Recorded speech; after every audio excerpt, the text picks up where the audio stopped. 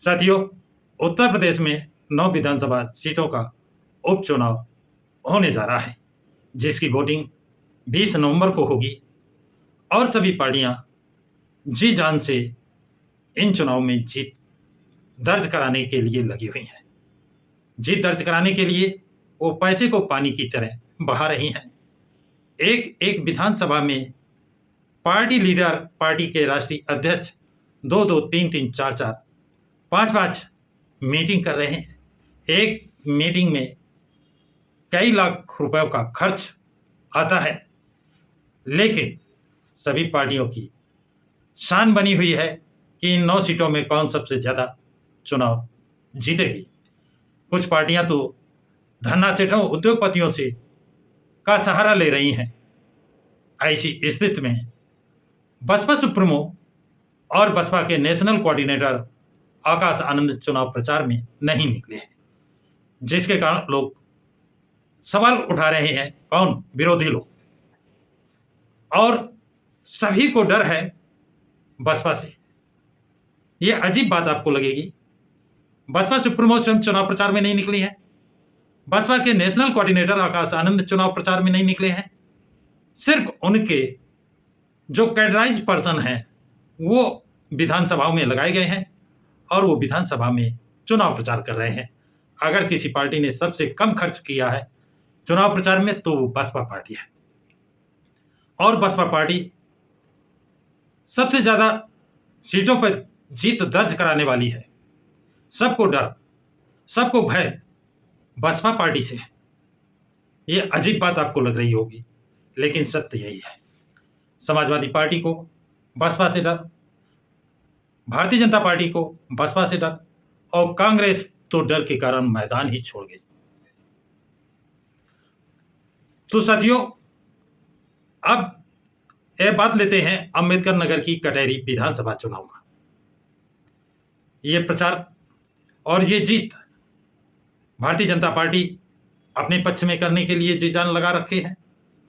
Samajwadi party इस seat को जीतने के लिए अपनी सारी ताकत लगा रखी है, और दोनों पार्टियां जनबल धनबल से हर तरह से इस प्रयास में है कि सीट उनको मिलनी चाहिए। जबकि बसपा पार्टी ने सिर्फ अपने कैडर के कैंडिडेट प्रचार में लगाए हैं, कैडराइज पर्सन को कैंडिडेट के उम्मीदवार के प्रचार में लगाया है। और बसपा का प्रत्याशी आज सब पर भारी है। भाजपा का प्रत्याशी तो कहता है कि मुझे या तो जिता दो या मृत्यु सैया पर लिटा दो।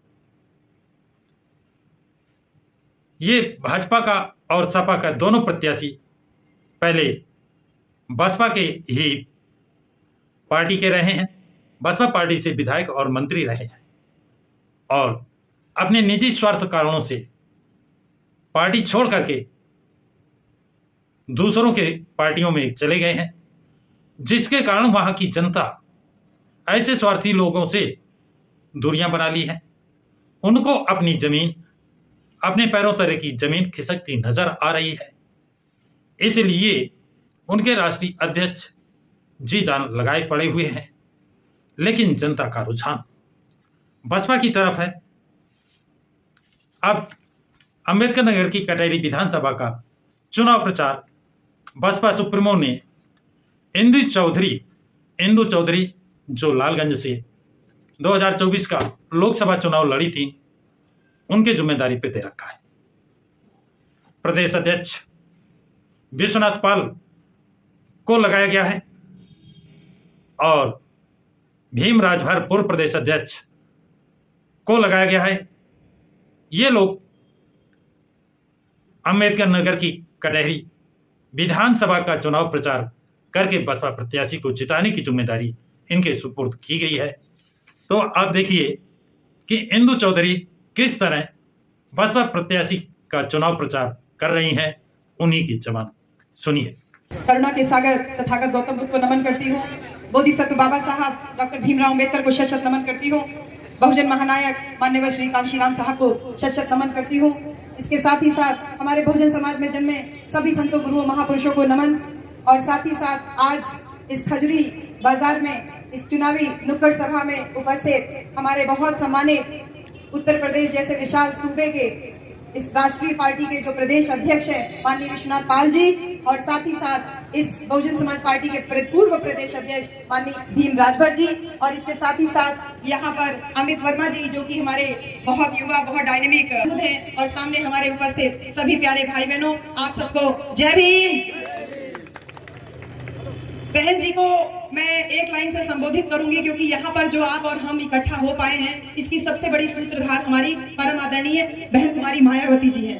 तो बहन जी के लिए यही कहूंगी कि बहन जी आप महान हैं, बहन जी आप महान हैं, हम बहुजनों की शान हैं, बाबा साहब का आप रूप हैं और आप में कांशी राम हैं।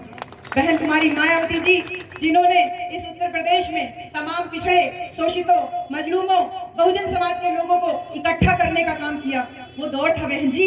ये बहुत एक औरतें, क्योंकि आप लोग बैठी हैं, थोड़ा आपसे ही कनेक्ट करूंगी कि कभी भी कोई भी औरत अगर घर की दहलीज पार करके कोई भी नया काम करने की कोशिश करती है तो सबसे पहले उसके घर के ही लोग उसके ऊपर उंगली उठाते हैं। हमारी भी शादी हुई थी तो हम इतना लंबा घूंघट किया करते थे, जब वो घूंघट हटा तो घर के ही आसपास के कुछ लोगों ने बोलना शुरू किया, लेकिन परिवार मजबूती के साथ खड़ा था कि तुम्हें इससे आगे काम करना है। तो घूंघट हटा तो तमाम संभावनाएं आगे बढ़ी, और वो संभावनाएं मैं आप लोगों में भी देखती हूँ बहन जी। जब आप खेत में इस समय धान काट रही हैं, धान की पिटाई कर रही हैं, धान जो है पीट रही हैं और उसके साथ ही साथ ओसा रही हैं, तो ये काम तो पुरुषों के थे ना, लेकिन औरतों ने दहलीज को लांघा, पुरुषों के साथ में कदम से कदम मिला करके आज चाहे खेत खलिहान का काम हो, चाहे घर परिवार का काम हो, या घर परिवार से आगे निकल करके राजनीति और देश को संभालने का काम हो, औरतों ने बखूबी निभाया। और इस काम को जब बहन कुमारी मायावती जी ने उस जमाने में शुरू किया होगा तो सोचिए कितनी मुश्किलों का सामना किया होगा। इसलिए मेरे तमाम नौजवान साथी जो आज तमाम भ्रामक बातों में फंस करके इधर उधर की बातें कर रहे हैं, और कल जिस प्रकार से हो हल्ला में सड़क पे देख रही थी, उन तमाम नौजवान बच्चों को ये जरूर बताना चाहूंगी कि मेरे बच्चों, बहन कुमारी मायावती जी के पास दो रास्ते थे, या तो वो कलेक्टर बन जाती और सिर्फ अपने परिवार तक सीमित रहती, और दूसरा रास्ता था कि अपने परिवार से, अपने व्यक्तिगत स्वार्थ से, अपनी व्यक्तिगत जो खूबसूरत दिखना एक औरत का बहुत सभी औरतों का सपना होता है, उससे ऊपर उठ करके समाज को एक खूबसूरत आईना दिखाना, समाज को एक आगे विकास की ओर ले जाना, इतना बड़ा दृष्टिकोण लेकर के अपने पिता का घर जब उन्होंने छोड़ा तो उनके पिताजी ने उनके सामने दो चॉइस रखी, या तो तुम यहाँ घर में रह के कलेक्टर बनने की तैयारी करो, और या तो फिर तुम मेरा घर छोड़ दो। वो समय जब ये पता नहीं था कि घर की दहलीज लांघ रही हो तो बाहर कहीं पे रुकने की जगह होगी कि नहीं होगी, बहन कुमारी मायावती जी ने समाज का दामन थामा और अपने परिवार को छोड़ दिया, अपने पिता का घर छोड़ दिया, मान्यवर कांशीराम साहब के साथ में निकल पड़ी आपके और हमारे भाग्य का फैसला करें। वो फैसला जो गांव-गांव घूमे, कई बार उनका भी सर दुखा होगा बहन जी, कई बार उनके भी दिल में आया होगा कि माँ होती तो नया कपड़ा सिला करके दे देती, कई बार दिल में दर्द हुआ होगा कि पिता के गोद में सर रख लेती तो कभी रोने का मन किया होगा, लेकिन बहन कुमारी मायावती जी ने अपनी तमाम व्यक्तिगत इच्छाओं को किनारे रखा और मन में दृढ़ संकल्प यही लिया कि बहुजन समाज को नई दिशा देना है। और सोचिए जब 1984 में बहुजन समाज पार्टी मान्यवर कांशीराम साहब ने स्थापित किया तो बहन कुमारी मायावती जी जो पहला चुनाव हारती है, और हमसे जब बहन जी की पहली मुलाकात होती है अभी मार्च में, तो बहन जी ने सिर्फ यही इतनी छोटी सी बात कही कि हमारे पास अगर 2 गाड़ी और होती तो मैं वो पहला चुनाव जीत जाती। मेरे प्यारे नौजवान साथियों, जो हुल्ला दंगा करते हुए तुम सड़क पे मोटरसाइकिलों के साथ में ग्रेट जमार बनते हुए घूम रहे हो ना, इसके पीछे बहन कुमारी मायावती जी का वो संघर्ष है जो उनकी आंखों में हमने देखा जब मार्च में उनसे मुलाकात हुई कि 2 गाड़ी केवल और होती तो वो चुनाव, पहला चुनाव ही सांसदी का जीत जाती। बहुत संघर्ष करके हम यहाँ तक आए हैं। बहन जी ने कभी भी विचारधारा के साथ समझौता नहीं किया, और यही वजह है जब बहन जी 1989 में पहला चुनाव जीतती है और उसके कुछ ही समय के बाद जब उत्तर प्रदेश की पहली बार मुख्यमंत्री बनती है, उनके पास 2 रास्ते थे, या तो वो पूरे 5 साल सरकार चलाती समझौता करके विचारधारा के साथ, और दूसरा रास्ता था कि अपने समाज को यानी इस पूरे सूबे को, पूरे उत्तर प्रदेश में एक भी जान ना जाने पाए। भारतीय जनता पार्टी की शर्तों को उन्होंने मानने से इनकार कर दिया, एक भी कार सेवक के ऊपर गोली न चलने पाए, ये फैसला बहन कुमारी मायावती जी ने लिया और कहा कि मैं गोली नहीं चलने दूंगी, एक भी कार सेवक को अयोध्या में प्रवेश नहीं करने दूंगी, मैं समर्थन वापस ले रही हूँ, सरकार गिरा रही हूँ, तुमसे जो बन पड़ता है वो पढ़कर करके दिखाओ। मेरे प्यारे बच्चों, हमने देखा है हमारे ही बीच में एक बच्चा निकल के नीला गमछा बांध करके अपनी एक सीट के लिए किसी की दहलीज में जाके रोने का काम करता है, और बहन कुमारी मायावती जी मुख्यमंत्री होकर के मुख्यमंत्री की कुर्सी को ठोकर मारने का काम करती है, लेकिन विचारधारा के साथ समझौता नहीं करती है। तुमको तय करना है कि तुम्हें भीड़ का हिस्सा बनना है कि तुम्हें उस मजबूत, उसको ऐसे ही नहीं आयरन लेडी कहा जाता है। बहन कुमारी हमारी मायावती को ऐसे ही नहीं आयरन लेडी कहा जाता है। आज प्रधानमंत्री जी खुद कह रहे हैं, अरे एक रहेंगे तो सेफ रहेंगे। अरे डर बैठ गया है, डर बैठ गया है। इस विशाल जातियों में बटे हुए समाज को जब बहन कुमारी मायावती जी, माननीय कांशीराम साहब ने जब इकट्ठा किया, तो इकट्ठा करके उत्तर प्रदेश में सरकार बनाई 4-4 दफा। आज भय बैठ गया है, आज भय बैठ गया है कि इनकी चालबाजियां जनता के सामने आ रही है, जनता के सामने आ रही है। तो पीएम को खुद निकल करके आकर के बोलना पड़ रहा है, एक रहेंगे तो सेफ रहेंगे। अरे जिसने जातियों में बांटा, जिसने संगठन में बांटा, जिसने हर तरह से टुकड़े टुकड़े बांट करके किया, नाम तक दे दिया टुकड़ा टुकड़ा गैंग, आज कह रहे हैं कि एक रहेंगे तो सेफ रहेंगे। तुम्हारा डर तो हमें दिखाई दे रहा है, और वो डर अमित वर्मा जी की वजह से दिखाई दे रहा है, वो डर अमित वर्मा जी की वजह से दिखाई दे रहा है। क्योंकि मैं बार बार कहती हूँ, अमित वर्मा जी उन तमाम भाग्यशाली प्रत्याशियों में से एक हैं जिनके लिए हमारे स्वयं माननीय प्रदेश अध्यक्ष, पूर्व प्रदेश अध्यक्ष और वर्तमान प्रदेश अध्यक्ष दो सिंह आपकी रक्षा के लिए अगल बगल बैठे हुए हैं। तो ऐसे में वो भय मुझे दिखाई दे रहा है कि अमित वर्मा जी की इस कटहरी विधानसभा का भय प्रधानमंत्री की बातों से सुनाई दे रहा है, जब वो कह रहे हैं कि एक रहेंगे तो सेफ रहेंगे। ये भय बैठा रहना चाहिए, ये बहुजन समाज का भय है, और ये भय लगातार चल रहा है, क्योंकि बहन जी ने कभी विचारधारा के साथ समझौता नहीं किया। मेरे प्यारे बच्चों, थाना पुलिस में तुम्हारी एफआईआर बहुत सम्मान से लिखी जाती थी, अव्वल तो थाना पुलिस तक नौबत ही नहीं आने पाती थी। ये शासन था बहन कुमारी मायावती जी का, भूमि पट्टे पे मिल रही थी, औरतों की इज्जत बहुत हिफाजत से रहती थी। और आज बड़ा बड़ा हुड़दंग मचाते हुए लोग कह रहे हैं कि बटेंगे तो कटेंगे। अरे कितना बांटोगे? जातियों में तो बांटा, संगठन में तो बांटा, भाई को भाई से बांटा, यहाँ तक कि रंग में बांट दिया। पीले रंग का गमछा, हरे रंग का गमछा, नीले रंग का गमछा, अब तो नीले रंग के गमछे में भी तुमने बांटना शुरू कर दिया। अरे कितना बांटोगे? बांटोगे तो कटोगे। सुध लेने की जरूरत नहीं है, ना एक परीक्षा ठीक से करा पा रहे हैं। आरओ से लेके पुलिस वाला बहन जी, लड़का लोग परीक्षा खातिर बैठे थे, परीक्षा का पेपर वे लीक हो जाते हैं। कहते हैं बटोगे तो कटोगे। लफाजी बड़ी बड़ी चल रही है, बड़ी बड़ी लफाजी चल रही है, और वो केवल और केवल आपके और हमारे दिमाग के साथ में खेलने का काम कर रहे हैं। एक परीक्षा ठीक से नहीं करा सकते। 4 दिन से बच्चे इलाहाबाद में आयोग के सामने बैठे हुए हैं, उनके ऊपर लाठियां बरसाई जा रही हैं। और अगर वही कहीं कांवड़ ले जा रहे होते तो शायद हमारे माननीय मुख्यमंत्री जी हेलीकॉप्टर से फूल बरसा रहे होते। बच्चे रोजगार मांगेंगे तो तुम लाठियां भाजोगे, और रोजगार मांगेंगे तो लाठियां भाजोगे, और वैसे कोई धार्मिक आयोजन करेंगे तो तुम फूलों की वर्षा करोगे। मुख्यमंत्री जी को सुध लेने की फुर्सत ही नहीं है, वो महाराष्ट्र के चुनाव में बिजी है, और यहाँ पूरी कमान प्रशासन ने थाम के रखी है। और प्रशासन कह रहा है जुटोगे तो काटे जाओगे, यानी जुटोगे तो पीटे जाओगे। यानी जनता की भीड़ को, उन बच्चों की भीड़ को जो एकदम जायज डिमांड लेकर के पिछले 4 दिन से उत्तर प्रदेश लोक सेवा आयोग के सामने प्रदर्शन कर रही है, उसको कह रहे हैं कि जुटोगे तो पिटोगे, यानी तुमको पिटने का काम करेंगे। बच्चे समझ गए कि हमारे मुख्यमंत्री जी ने कहा कि बटोगे तो कटोगे, हम बटेंगे नहीं, हम इकट्ठा होकर के अपनी आवाज को बुलंद करेंगे। और जब उनका नारा उन्हीं के ऊपर लागू किया, तो उन्होंने प्रशासनिक अधिकारियों को लगा करके लाठियां भिजवाने का काम कर रहे हैं। इसलिए मेरे सभी साथियों से, युवा नौजवान बच्चों से यही अपील है कि उनका भय हमको दिखाई दे रहा है। पीएम के शब्दों में, मुख्यमंत्री के शब्दों में, तमाम और नेताओं की वाणी में भय दिखाई दे रहा है। ये भय है बहन कुमारी मायावती जी का, क्योंकि वो अकेली ऐसी नेता है जो कभी भी समझौता नहीं की, तुम्हारे हमारी हिस्सेदारी की हमेशा बात की। शासन सत्ता किसको अच्छी नहीं लगती? पिछले 12 साल से बहन जी शासन सत्ता से बाहर है। उनके साथ के तमाम नेताओं ने अपने व्यक्तिगत स्वार्थ के लिए कभी किसी पार्टी का दामन थाम लिया। बहन जी के लिए कोई बड़ी बात नहीं थी, वो भी समझौता कर लेती, लेकिन नहीं, बहन जी सही दिशा दिखाने के लिए हमेशा समाज को आगे बढ़ाने के लिए काम कर रही है। और इसीलिए तमाम नैरेटिव हमारे ही बच्चों के माध्यम से सेट किया जा रहा है। कहा जा रहा है अरे हाथी बूढ़ा हो गया है, हाथी बैठ गया है, बहन जी बाहर नहीं निकल रही है। किसी के भ्रम में फंसने की जरूरत नहीं है, जवाब देने का टाइम आ गया है। जवाब देना सीख लीजिए, और जवाब ऐसे देना है कि बैठा हाथी खड़े हुए गधे से ज्यादा ऊंचा होता है।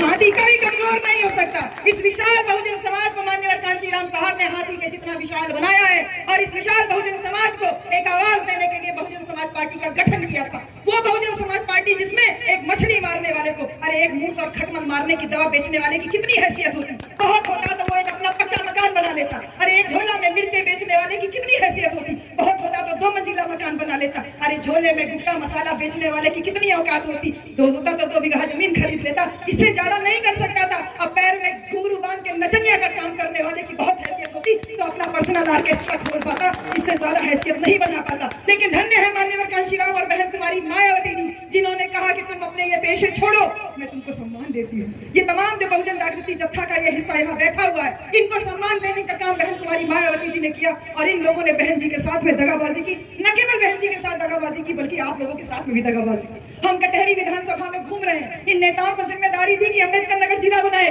जाके विकास के काम करो। इन लोगों ने विकास का काम कुछ भी नहीं किया। हमें दिखाई दे रहा, ना तो सड़क दिखाई देती है, ना तो गांव में कहीं नाली बना हुआ दिखाई देता है। इन्होंने केवल अपना मकान बनाया, 2 मंजिला 4 मंजिला, और उसके बाद समाज के विकास के नाम पे मेरी बीवी, मेरी बेटी को टिकट मिल जाए, मेरे बेटे को टिकट मिल जाए, और जब बेटा बेटी नालायक निकल जाए तो बूढ़ी पत्नी को टिकट मिल जाए, बस ये नहीं तक सीमित। इसलिए मेरा आप सबसे यही अनुरोध है, आपको परिवर्तन करने का अवसर मिला है। बहन कुमारी मायावती जी ने एक नया नेतृत्व अम्बेडकर नगर में, इस कटहरी विधानसभा में अमित वर्मा जी के रूप में आपके और हमारे बीच में तैयार किया है। इसलिए मेरा आप सबसे यही अनुरोध है कि बहुजन समाज पार्टी, जो कि एक राष्ट्रीय पार्टी है, और इस राष्ट्रीय पार्टी को जो लोग मानने से इनकार कर रहे हैं, सोच रहे हैं कि थोड़े मोड़े 2-4 नेताओं को निकाल करके इस संगठन को कमजोर कर देंगे, वो गलतफहमी में जी रहे हैं। क्योंकि अम्बेडकर नगर की न केवल कटहरी विधानसभा, बल्कि इसके साथ साथ मिर्जापुर की मझावा वाली सीट भी ये बहुजन समाज पार्टी जीत रही है, और पूरे दमखम से जीत रही है। और जनता को अपने ऊपर हुए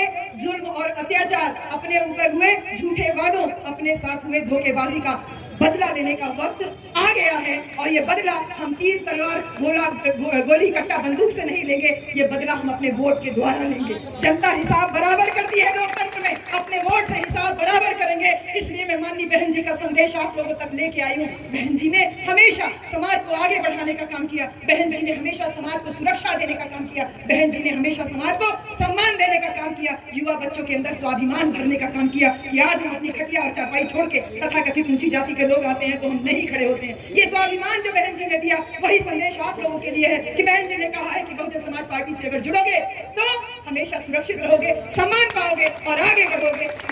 ना ये छात्रों के ऊपर लाठियां भाजी जाएंगी, ना बहन बेटियों की इज्जत आबरू के साथ खिलवाड़ होगा। सभी कोई अच्छे से रहेगा, अमन चैन सुख शांति से रहेगा। इसलिए मैं आप लोगों से यही अपील करती हूँ कि एक बार गलती आपसे हो गई, आपको गलती सुधारने का मौका 20 नवंबर को मिल रहा है। भाई अमित वर्मा जी, आपके बीच में एक बहुत युवा नेतृत्व तैयार बैठा हुआ है। जनता बदलाव की तरफ बढ़ रही है, और हम तो बीएचयू में प्रोफेसर है मेरे भाइयों, मुझे तो किसी चीज की कमी नहीं थी। लेकिन बहन कुमारी मायावती जी जब छोटे से थे तब तक उनको देखते थे, और तब से यही इच्छा थी कि एक बार बहन जी का दर्शन हो जाता। और आज इस बात का बहुत गर्व है कि बहन कुमारी मायावती जी की जो जिम्मेदारी हमको मिली, उस जिम्मेदारी को हम आप लोगों तक आकर के शेयर कर पा रहे हैं, और आप सबका पूरा सहयोग मिल रहा है। बहुत धन्यवाद दूंगी इस पूरी विधानसभा कमेटी को, बहुत अच्छा सहयोग पूरी कमेटी लगातार चल रही है। और साथ ही साथ मैं विशेष धन्यवाद भाई सुरजीत गौतम जी को दूंगी, और इसके साथ क्योंकि ये मुझे लगता है कि सुरजीत गौतम जी और भाई सभा जी हमारे विधानसभा अध्यक्ष तो है ही है, बाकी पदाधिकारी तो है ही है, लेकिन ये 2 साथी इस कटहरी विधानसभा की रीढ़ है,